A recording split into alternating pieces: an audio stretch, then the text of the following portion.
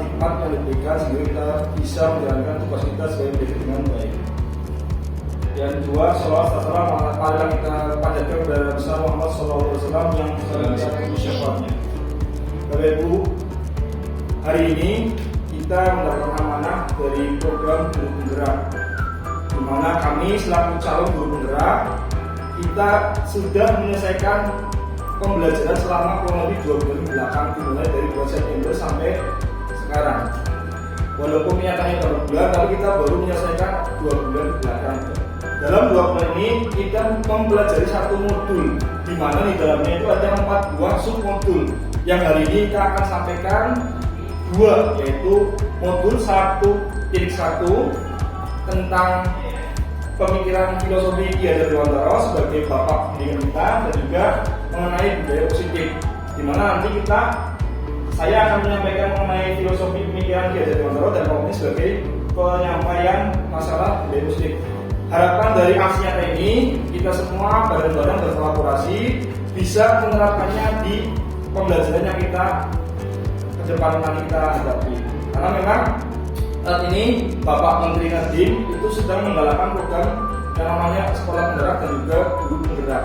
Di sini kita akan luruskan, kita belum menjadi guru penggerak Bapak Ibu. Kita masih calon guru penggerak, karena kita nanti sampai mungkin 7 bulan lagi kita baru akan ditentukan kita layak sebagai guru penggerak di angkatan 4. Kebetulan kita angkatan 4 se-Indonesia dan angkatan perdana di Kabupaten Tegal. Harapan yang kedua, semoga Bapak Ibu di sini juga setidaknya berminat untuk gabung ke guru penggerak, karena memang luar biasa. Yang pertama, jujur saya tidak tahu apa itu guru penggerak. Saya nggak tahu tentang programnya, nggak tahu. Tiba-tiba kita diajak sama Pak Omin, kita nggak bareng, dan ketika kita masuk, alhamdulillah kita yang guru-guru beruntung 85 dari kurang lebih 500 lebih se-Kabupaten Tegal. Ingat, mereka guru hebat, cuma kita lebih beruntung saja karena kita alhamdulillah bisa lolos sampai ke tahap terakhir sehingga kita dinyatakan lolos sebagai calon guru penggerak. Semoga di sini juga nanti ketika ada program guru penggerak angkatan mungkin akan 8 atau 9 nanti ada di Kabupaten Tegal, harapan kami yang baik yang sudah berpengalaman batin maupun yang masih muda-muda ikut gabung, karena kalau guru hanya stuck di satu tempat tidak mau berkembang, mohon maaf, pasti akan tergerus sama zaman. Karena kunci sukses guru itu saat ini 2. Yang pertama, setidaknya kita punya sertifikasi didik, itu kita diakui sebagai guru profesional. Yang kedua, itu guru penggerak, itu kita diakui sebagai calon pemimpin masa depan pelajaran.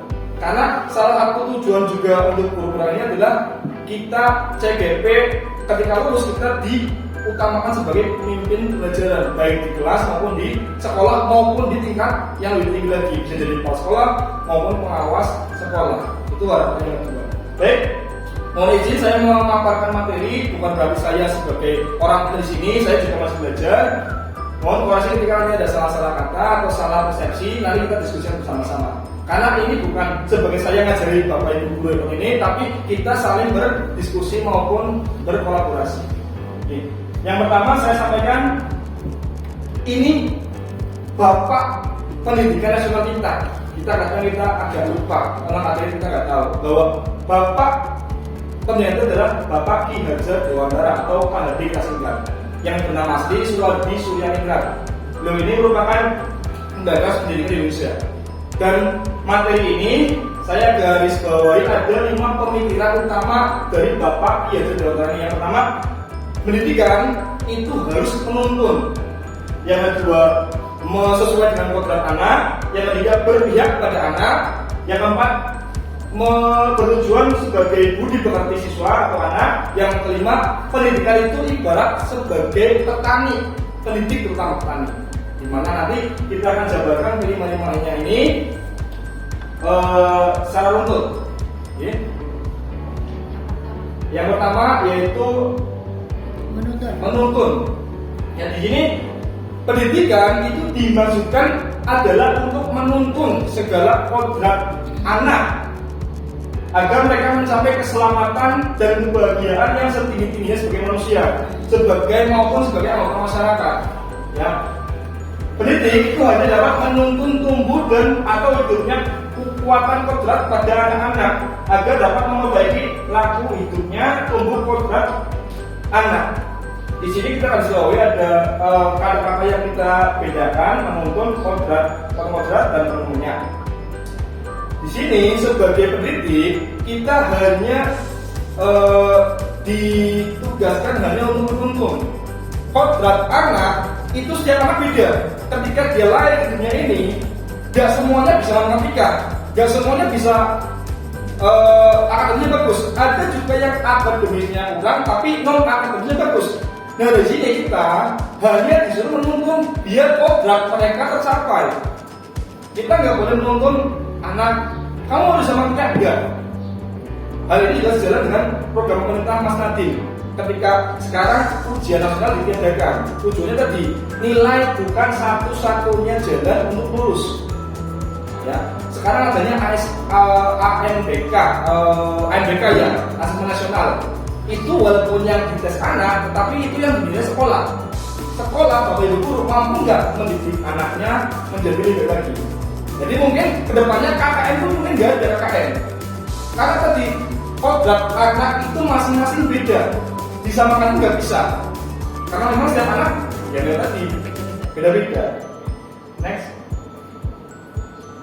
Nah, dari materi tadi ini trilogi pendidikan yang biasa kita lihat di logo Tuturi Handayani, di mana Ing Arso Sungkulodo, Ing Madyo Mangunkarso, dan Tuturi Handayani. Di mana Ing Arso Sungkulodo itu ketika kita di depan, kita sebagai contoh anak-anak kita nanti. Di mana Ing Madyo Mangunkarso di tengah, kita itu membimbing. Di mana Tuturi Handayani di belakang, kita sebagai pendorong, penyemangat, motivasi supaya tercapai selamat dan bahagia sebagai manusia dan anggota masyarakat. Itu tujuan pendidikan sebenarnya. Menurut Ki Hajar Dewantara, selamat dan bahagia sebagai manusia dan anggota masyarakat. Bukan tujuannya adalah anak lulus nilainya bagus, bukan. Tapi ketika lulus nanti terjun di kehidupan nyata, dia mampu berdiri sendiri dengan selamat, bahagia, dan juga sebagai manusia dan juga anggota masyarakat. Next. Kemudian yang kedua mengenai kodrat anak. Kita tadi sudah singgung sebentar masalah kodrat anak. Yaitu yang pertama ada yang kedua. Yang pertama merdeka. Merdeka itu sering kita dengar ketika hari 17 Agustus, ya. Bukan cuma bangsa negara yang merdeka, ternyata manusia juga merdeka. Definisinya adalah manusia yang hidup dan lahir dan batinnya tidak tergantung pada orang lain, tapi dia mau berdiri sendiri dengan kepala sendiri. Maksud pengajaran dan pendidikan, kita biasa sering mendengarkan ada ajar, didik, ya, namun berbeda. Mengajar itu lebih kita menekankan ke lahirnya mereka.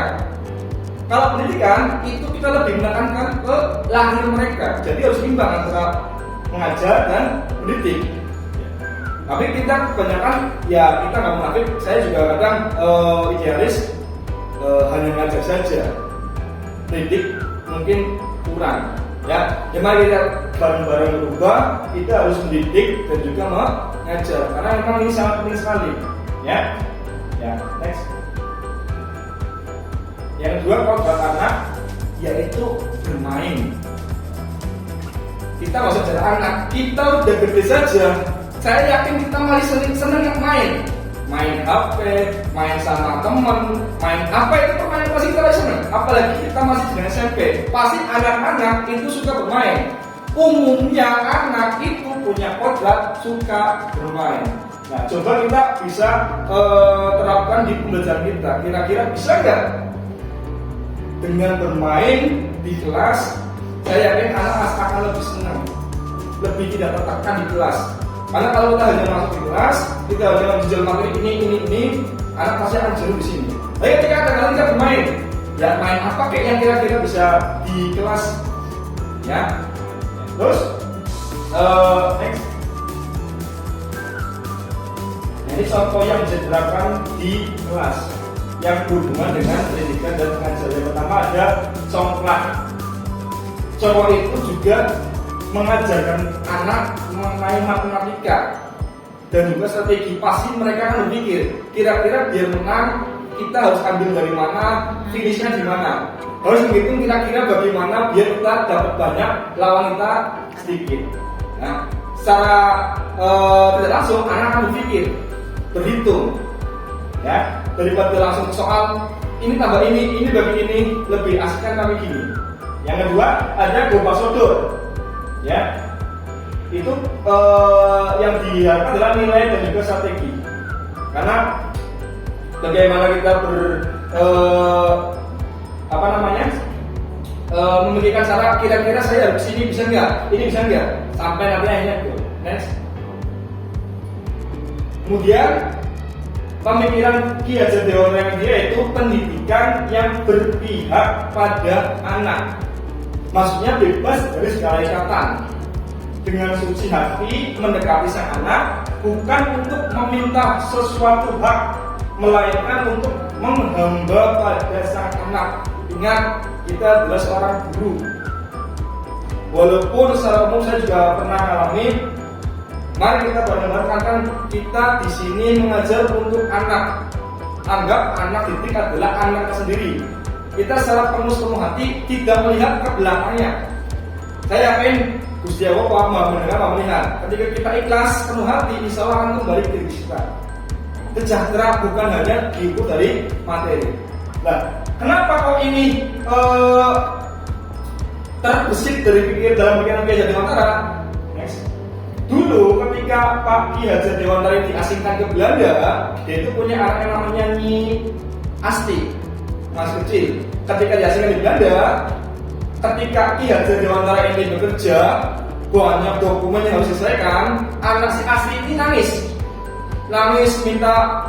Akhirnya Pak Ki Hajar Dewantara ini mungkin saking kadang kita juga sama, ketika kita kerja, anak nangis, rewel, pasti kita akan emosi. Nah, akhirnya anak tadi dikeluarkan dari rumah. Padahal di situ ada sedang terjadi musim salju. Nah, ternyata setelah itu dia berpikir, kenapa saya gitu? Ketika sudah diburu lagi anaknya, dan anaknya sudah membiru, sudah kedinginan, tapi masih nangis. Akhirnya dia ngomong, kowe bakal tak mulyake selawase. Maksudnya selamanya engkau akan saya muliakan. Dari kalimat inilah maka terukir ada pendidikan yang berpihak atau menghamba pada siswa. Tapi diperhalus, kalau menghamba kan lebih ke kita dengan yang pencipta menghamba. Kalau di sini kita diganti lebih halus pendidikan yang berpihak pada anak. Itu filosofi yang terbesit karena tadi pengalaman pribadi oleh Ki Hajar Dewantara. Next. Nah, ini tadi yang saya ceritakan bahwasanya Asti, ya. Next. Yang keempat mengenai budi pekerti. Tujuan daripada salah satu pendidikan yaitu untuk meningkatkan budi pekerti anak-anak kita.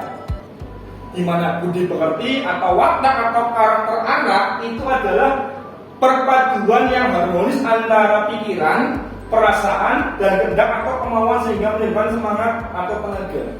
Contohnya itu pada permainan gamelan. Ya, next. Nah, ternyata di luar negeri gamelan itu digunakan sebagai semacam kayak terapi atau semacam kayak cara untuk meningkatkan budi pekerti mereka. Itu lihat ada gamelan dari sarana terapi narapidana di Inggris. Kita tahu narapidana itu teman-teman kita yang mungkin melanggar hukum di sana. Ya, untuk meningkatkan budi pekerti mereka diajari mengenai gamelan, ya, dan juga gamelan mantu ribuan api di Inggris. Ini di luar negeri padahal. Next. Yang kedua ada menenun. Ya, tenun ya. Gimana kita dilatih untuk sabar, untuk tidak gusa-gusu, ya, sehingga terciptalah hasil karya yang luar biasa bagus. Ya, next. Dan yang terakhir, konsep filosofi mengenai petani. Tadi kita sudah singgung yang namanya anak itu lahir, itu semuanya pasti punya kodrat beda-beda. Yang sama nanti ada bermain sama merdeka. Kita sebagai pendidik diibaratkan sebagai petani. Petani, ada siswa-siswa kita masuk kelas. Kita anggap mereka adalah benih-benih. Setiap benih pasti beda-beda. Misalkan A itu benih jagung, gak mungkin kita cara merawatnya dengan cara menanam dengan benih padi, gak mungkin bisa. Kalau dia jagung, kita tanam dengan cara menanam jagung, padi juga tanam padi dan seterusnya. Ketika kita menyamakan semua anak dengan satu kita menyamakan oh ini A sama semua, ya jelas yang berkembang ya yang sama, yang sesuai dengan benih tadi. Ya, makanya kita tadi bilang kalau ada anak bisa matematika, yaudah tinggal matematikanya. Tapi jangan juga meninggalkan yang tidak bisa matematika. Kita sampaikan juga, walaupun hasilnya tidak maksimal, setidaknya kita sudah berusaha dengan seluruh hati. Ketika hasilnya tidak sesuai dengan kita coba lagi. Itu prinsip petani. Bahwasanya setiap anak itu diibaratkan dengan benih yang berbeda-beda. Kita sebagai petani juga akan berbeda-beda menanganinya. Kalau ada perumpamaan setiap anak itu sama, saya kurang setuju. Kenapa? Kok berarti anak itu beda-beda. Kita nangani jangan sama, pasti berbeda-beda. A kita harus dengan agak lembut, B agak keras, itu harus beda-beda. Ya, jangan samakan, pasti akan berbeda penanganannya. Oke, next. Ya, kita lanjutkan lagi materi yang kedua. Yang pertama tadi kita sudah bahas mengenai pemikiran Ki Hajar Dewantara mengenai modul titik 1.1, dan sekarang kita lanjutkan ke modul 1.4, yaitu mengenai budaya positif. Next. Nah, ini judul materinya yaitu budaya positif. Next. Kita definisikan dulu yang namanya budaya positif. Itu kita bisa artikan sebagai perwujudan dari nilai-nilai atau keyakinan secara universal yang diterapkan di sekolah kita. Next. Nah, budaya positif itu tidak serta-merta mudah tercipta dalam waktu yang singkat. Ini butuh proses yang lumayan lama dan juga butuh ketekunan dari para pendidik dan warga sekolah lainnya. Secara kolaboratif kita bisa membentuk budaya ini dengan budaya yang paling kecil dulu, yaitu mengenai peraturan kelas. Ya, lanjut ke kita buat yang namanya keyakinan kelas, akan membentuk yang namanya lingkungan positif agar sekolah kita menjadi positif, kemudian akan terwujudnya yang namanya budaya positif di sekolah kita. Nah, ini benar-benar kita PR kita semua, karena memang di sekolah kita dan juga permasalahan anak-anak kita itu sangat kompleks sekali. Kita harus benar-benar telaten, ya. Next. Nah, kita mungkin kita sering atau mungkin melakukan ini masalah hukuman dan juga penghargaan. Nah, di sini ada juga keyakinan kelas, di mana mengapa tidak peraturan saja, mengapa harus keyakinan kelas? Nah, kita biasanya mendengar yang namanya peraturan sekolah, tapi kita tidak pernah mendengar yang namanya keyakinan sekolah atau kelas. Nah, sekolah kita di sini ada 3 pertanyaan. Ya, yang pertama, mengapa kita memiliki peraturan harus menggunakan helm bila mengendarai kendaraan roda 2? Ini bukan aturan, tapi lebih ke untuk keselamatan diri sendiri. Ya, walaupun memang ada undang-undangnya, tapi untuk diri kita sebenarnya adalah untuk keamanan kita. Yang kedua, mengapa kita harus mengikuti peraturan 3M, menggunakan masker, mencuci tangan dan juga menjaga jarak. Jelas, karena saat pandemi ini sebenarnya bukan lagi peraturan, tapi adalah kebaikan kita bersama, sehingga kita tidak bisa tertular COVID-19. Makanya mengapa kita memiliki peraturan itu? Harus datang tepat waktu pada saat mengikuti pembelajaran atau pelatihan. Kita ibarat kelas, gurunya terlambat, apa yang terjadi di kelas? Ya nggak efektif. Siswa masuk terlambat ketika udah mulai pelajaran, ya pasti akan mengganggu pelajaran yang lain. Next. Nah, coba kita biasakan sebelum kita mulai pembelajaran di awal semester atau awal pembelajaran, kita sepakati yang namanya membuat kesepakatan kelas, di mana setiap anak itu punya hak dan punya kewajiban untuk menyampaikan satu buah pendapat mereka tentang apa yang akan kita lakukan selama nanti kita belajar di kelas itu. Ya, yang pertama kita coba aja. Kami guru dan murid saling menyayangi. Yang kedua, kami murid yang semangat belajar. Kami murid yang peduli dengan teman. Ini contoh-contoh kesepakatan kelas yang bernilai positif. Tidak ada unsur paksaan. Tapi di sini adalah murni dari kesepakatan kelas, di mana setiap murid atau siswa itu benar-benar memberikan tanggapan mereka terkait apa yang akan kita lakukan di kelas ke depannya. Dan juga tidak serta siswa aja, tapi guru pun akan mengikuti karena bagian dari kelas adalah siswa dan juga guru. Nah, di sini kita bisa juga buat poster biar kita tempel di kelas biar nanti lebih cantik. Nah, sini kita coba ada beberapa peraturan, ya, atau mungkin soal kelas. Nah, di sini ada nilai kebajikannya. Yang pertama, selalu kembalikan buku ke tempatnya, di mana itu akan melatih tanggung jawab siswa atau murid. Ya, ketika dia pinjam ya harus kembalikan. Terus dilarang mengganggu orang lain. Nilai kebajikan yang dituju adalah yang jelas menghormati orang lain dan juga diri sendiri. Ketika kita tidak mengganggu, pasti juga kita nggak diganggu. Ketika kita menghormati, pasti orang lain juga menghormati. Yang ketiga ada hadir di sekolah 15 menit sebelum pelajaran dimulai. Ini jelas, ya, mungkin lebih ke disiplin atau menghormati komitmen bersama. Karena tadi kita sudah sepakat ada kesepakatan kelas. Kemudian ada dilarang melakukan kekerasan. Ya jelas nilai kebajikan adalah menghormati orang lain. Kemudian dilarang menggunakan obat jelas kesehatan dan seterusnya. Next. Nah, ini tindakan guru jika ada masalah sama siswanya.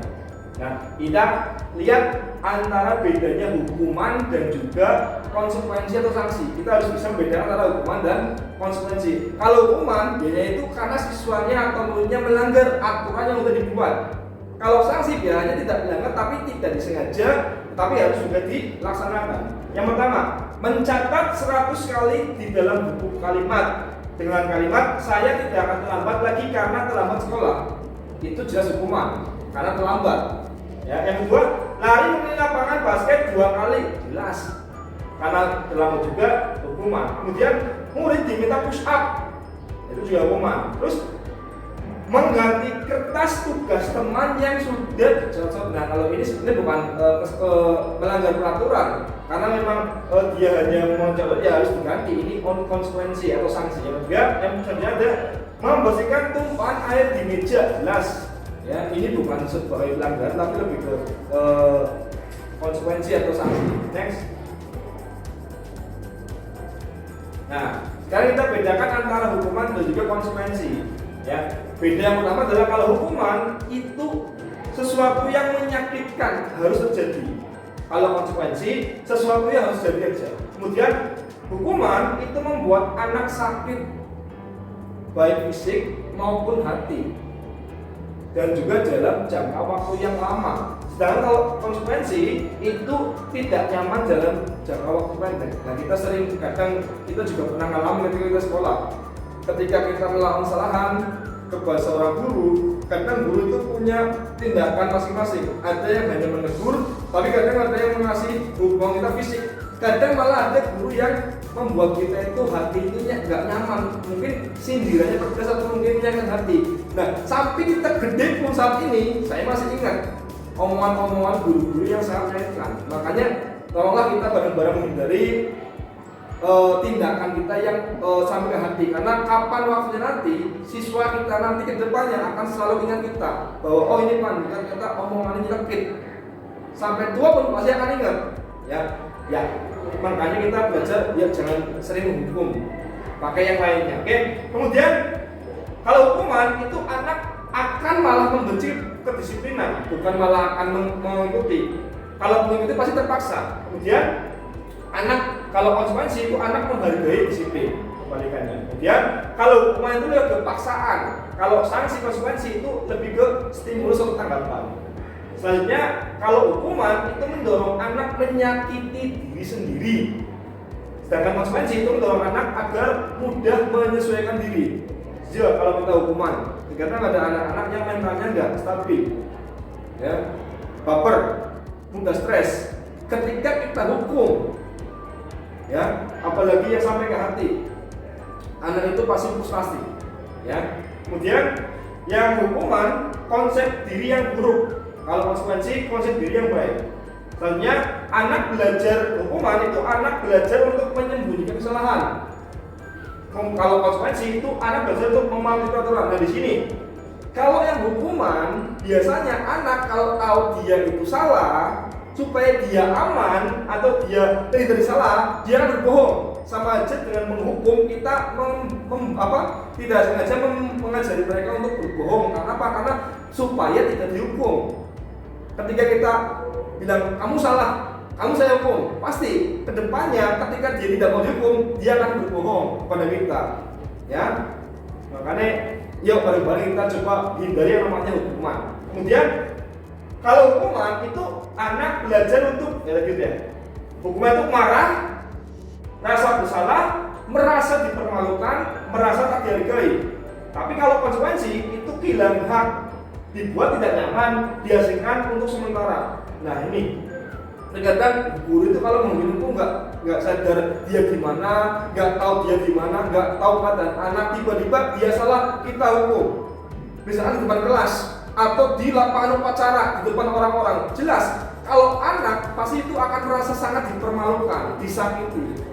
Makanya ya tadi hukuman maupun konsekuensi sebenarnya kurang pas untuk diterapkan di sekolah. Kalau diterapkan di luar sekolah, mungkin kalau di polisi mungkin wajar aja. Tapi kalau sekolah itu tempat untuk mendidik, meningkatkan moral anak-anak kita. Makanya kita coba ganti kedua ini baik hukuman maupun konsekuensi dengan cara yang lain. Next. Nah, 4 kebutuhan dasar manusia, terutama kita fokusnya ke anak-anak kita. Yang pertama, anak-anak itu butuh yang namanya cinta kasih atau rasa memiliki dan dimiliki. Jelas, anak-anak remaja kita SMP itu pengen yang namanya diperhatikan baik oleh guru maupun teman yang lain. Kemudian penguasaan diri, mereka itu butuh penguasaan diri. Kemudian bertahan hidup. Kemudian dia itu senang. Mereka itu senang, bukan untuk dipaksa. Kemudian bebas dalam artian terbatas, tidak sebebas-bebasnya. Next. Nah, cara selain menghukum dan juga memberikan konsekuensi, ada satu cara yang lebih baik lagi yang namanya restitusi. Nah ini mungkin juga saya baru belajar di guru perak ini. Kalau saya nggak ikut guru perak, saya nggak tahu apa itu restitusi. Makanya alhamdulillah dengan adanya guru perak ini kita bisa tahu apa itu cara untuk menghindari namanya hukuman dan konsekuensi, yaitu restitusi. Apa itu restitusi? Restitusi adalah proses menciptakan kondisi murid untuk memperbaiki kesalahan mereka sehingga mereka bisa kembali ke lingkungan mereka dengan karakter lebih kuat tanpa melemahkan mereka, tanpa bully mereka, tanpa mereka merasa bersalah. Tapi dengan restitusi ini mereka akan mengetahui kesalahannya itu apa dan akan memperbaiki diri. Ini menurut Gosen tahun 2004. Next. Nah, 9 ciri-ciri restitusi. Yang pertama, bukan untuk menebus kesalahan, namun untuk belajar dari kesalahan.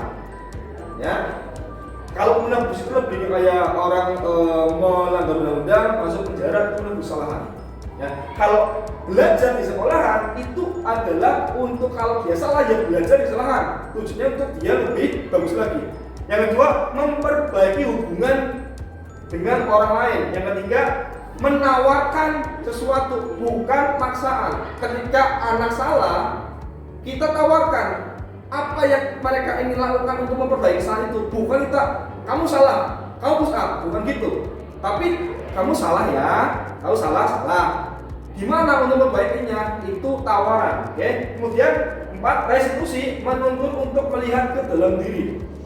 Mereka kita ajari untuk berpikir kritis. Kenapa mereka bisa salah? Oke. Kemudian restitusi, mencari kebutuhan dasar yang mendasari tindakannya. Kemudian cara yang paling baik untuk memperbaiki diri selain dengan cara hukuman dan juga sanksi. Kemudian fokus pada karakter, bukan tindakan. Makanya tugas guru adalah salah satunya adalah mengenali karakter masing-masing anaknya. Kalau kita nggak kenal, maka kita tak sayang. Kalau kita kenal, kita nggak bisa menangani dengan sembarangan. Kadang kita menyamakan antara satu murid dengan yang lain, padahal kodratnya mereka itu berbeda. Tadi kita udah belajar di modul 1 bahwasanya anak itu terlahir di dunia ini mempunyai kodrat yang berbeda-beda. Ibaratkan dengan benih. Murid A itu benih jagung, murid B itu benih padi. Kita tidak bisa menyamakan keduanya. Kita juga harus membedakan penanganan ketika mereka melanggar aturan atau kesalahan. Kemudian fokus pada solusi, bukan kembali ke ngacak-ngacak kesalahan mereka, tapi kita bagaimana kita menggali, kita mencari tahu akar masalahnya, kemudian kita bantu mencari solusi yang tepat agar anak tadi bukan kembali ke masa lalu, tapi ke depannya gimana. Kemudian mengembalikan murid yang bermasalah pada kelompoknya. Diharapkan ketika murid tadi yang menjadi restitusi kembali ke kelompoknya atau ke teman-temannya, itu sudah menjadi karakter lebih kuat lagi. Harapannya tidak melakukan hal yang salah lagi. Next. Nah, di sini ada tahapan restitusi atau segitiga restitusi. Di mana hanya 3. Yang pertama, menstabilkan identitas, menanyakan keyakinan, dan juga validasi tindakan yang salah. Di mana menstabilkan identitas itu misalkan setiap orang pasti pernah melakukan kesalahan. Kita manusiawi, pasti pernah salah. Orang sehebat apapun dunia ini pasti punya salah, ya. Dan setiap manusia, setiap siswa tidak mesti semuanya benar, pasti ada memiliki kesalahan. Makanya kita tanyakan, ya, kita utarakan bahwa tidak semua yang kamu lakukan itu hanya kamu yang melakukan. Kita cukup juga pernah. Kemudian menanya keyakinan, nilai yang telah kita sepakati, terus kamu ingin menjadi orang yang seperti apa. Kemudian validasi tindakan, kamu tentu punya alasan mengapa itu terjadi. Terus apakah ada cara untuk memperbaiki atau mendapatkan yang kamu butuhkan? Next. Nah, kemudian ini untuk detailnya tahapan restitusi. Yang pertama, menstabilkan identitas. Dimana untuk tujuannya adalah untuk membuat anak merasa gagal, untuk membuat salah menjadi positif terhadapnya dirinya. Untuk realnya kita bisa, guru sebagai guru ketika menghadapi anak yang bermasalah, kita bisa berkata gini, berbuat salah itu hal yang manusiawi, tidak ada manusia yang sempurna. Bapak ibu juga pernah salah, sama hal dengan kami pernah sekolah. Kita pasti bisa menyelesaikan permasalahan ini. Bapak dan ibu tidak tertarik untuk mencari tahu siapa yang benar, siapa yang salah. Bapak ibu lebih tertarik untuk menyelesaikan masalah yang kamu hadapi. Kamu, kalau kamu menyalahkan diri kamu sendiri terus, apakah kamu bersikap baik pada diri kamu sendiri? Next. Ya. Kemudian tahap kedua yaitu memvalidasi tindakan yang salah, di mana membantu siswa mengenali basic need atau kebutuhan yang ingin dipenuhinya ketika melakukan kesalahan itu. Pada dasarnya, setiap tindakan manusia tujuannya adalah memenuhi kebutuhannya sendiri atau untuk bertahan hidup. Ya. Kita bisa berbicara gini, kamu biasa saja kan melakukan hal yang lebih buruk, tapi kamu tidak melakukannya.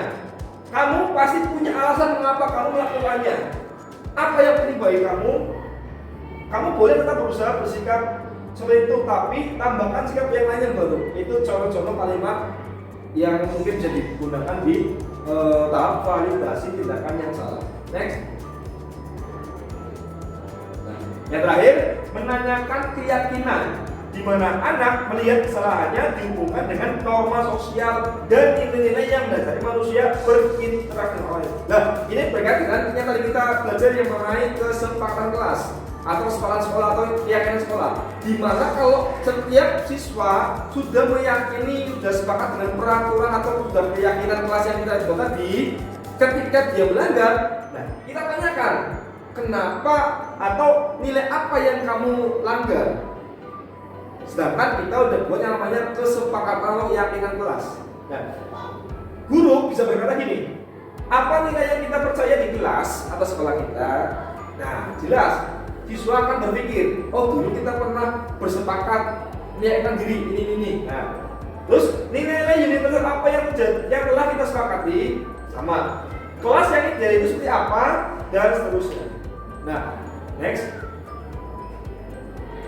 Nah, diharapkan kemudian ketika restitusi itu udah terjadi, kita udah melaksanakannya, setiap ada masalah, anak yang kembali setelah restitusi itu akan menjadi karakter yang baik lagi. Nah mungkin ini mungkin agak berat karena ini tidak bisa dilakukan oleh diri guru sendiri, harus melibatkan guru BK, wali kelas dan seluruh unsur yang ada di sekolahan, baik kepala sekolah, komite sekolah, OSIS semuanya. Dan juga ini itu nggak sekali, 2 kali, 3 kali beres, pasti akan berkelanjutan. Kenapa? Karena ini tujuannya adalah untuk budaya positif, budaya itu kebiasaan. Ketika tidak dibiasakan, jelas akan hilang luntur. Gitu. Oke? Mungkin itu aja pemaparan di materi kedua ini, yaitu tentang deosit. Semoga apa yang disampaikan menjadi inspirasi bagi kita semua. Yuk, karena kita udah tahu semua tentang deosit, mari kita bersama-sama berkolaborasi untuk meningkatkan budaya positif di sekolah kita. Saya tahu walaupun di sini kita sekolah swasta dengan berbagai masalah yang pelik di dalamnya, kita tahu kondisi siswa kita bagaimana. Makanya kita mari bareng-bareng kerjasama, kolaborasi, meningkatkan atau merubah mindset kita dari menghukum atau memberi sanksi menjadi merestitusi anak. Gitu. Oke, terima kasih. Wabillahi taufiq wal hidayah. Assalamualaikum warahmatullahi wabarakatuh. Waalaikumsalam.